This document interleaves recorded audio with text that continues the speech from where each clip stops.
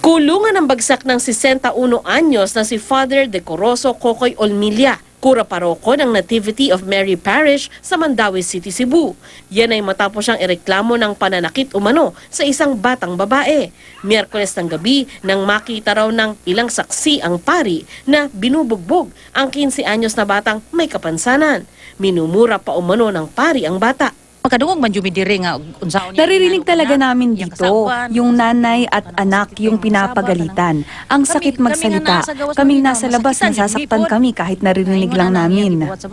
Ang paslit, anak pala ng kusinera ni Father Olmilla. Hindi rin daw itong unang pagkakataon na sinaktan ng pari ang bata. Kaupat kay gayon yun, nakakita ko. 4 na beses ko nang nakita. Yung nanay niya, kaibigan kasi ng mama ko. Pati din yon, binubugbog daw, umiiyak. Ang nangyari kasi nung gabing yon, tumakbo yung bata dito, tapos sabi, pari ka pa naman, ikaw dapat yung magdadala ng kapayapaan.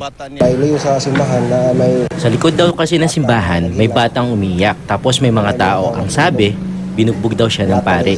Tinadyakan tapos pinalo ng karton. Child abuse ang isasampang reklamo laban kay Father Olmilla. Saka na po ako magsasalita kapag naisampa na yung kaso. Isinasa ilalim na sa counseling at stress debriefing ang mag-ina. We'll be providing temporary We'll be providing shelter sa mag-ina. I-refer din namin sila sa LGU nila kasi hindi sila taga rito. Sandra Aguinaldo, Nakatutok, 24 Oras.